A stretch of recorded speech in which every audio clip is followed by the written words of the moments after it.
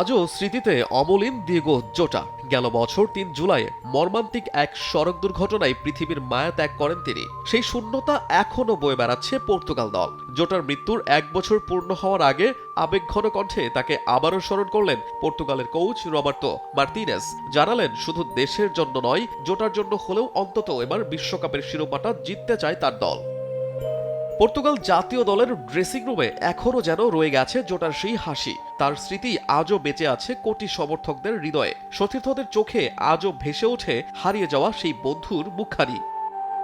কলম্বিয়ার বিপক্ষে গোলশূন্য ড্রয়ের পর গণমাধ্যমের মুখোমুখি হয়ে জোটাকে নিয়ে আবেগঘন স্মৃতিচারণ করেন পর্তুগালের কোচ রবার্তো মার্তিনেজ। তার মতে, পর্তুগালের এবারের লক্ষ্য শুধু শিরোপা জয় নয়, সেই সাফল্যকে দিয়েগো জোটার স্মৃতির প্রতি উৎসর্গ করা।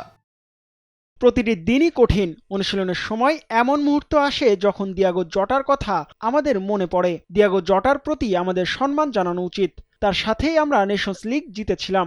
আমরা তার জন্যই বিশ্বকাপ জিততে চাই। শুধু মাঠের পারফরমারে ছিলেন না, একজন সতীর্থ, একজন ফুটবলার এবং দলের অনুপ্রেরণার নাম ছিল দিয়েগো জোটা। আজও পর্তুগাল দলের প্রতিটি সদস্যের হৃদয়ে বেঁচে আছেন তিনি। তিনি যখন আমাদের সাথে থাকেন তখন আমরা আরও শক্তিশালী দল হয়ে উঠি। আর এমন মুহূর্তগুলোতে যখন হয়তো আমরা ম্যাচ জিততে পারি না, তখনও তার সেই অদম্য আকাঙ্ক্ষা ও বিশ্বাসের বিষয়টি আমাদের মাঝে স্পষ্টভাবে অনুভূত হয়। এক জয় ও ২ ড্রয়ে ৫ পয়েন্ট নিয়ে গ্রুপ রানার্স আপ হয়ে নকআউট পর্বে পা রেখেছে পর্তুগাল। গ্রুপ পর্বের শেষ ম্যাচে কলম্বিয়ার বিপক্ষে গোলশূন্য ড্র করে সেলেকাওরা।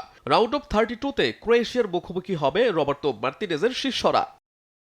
আহমেদ হৃদয়, সময় সংবাদ।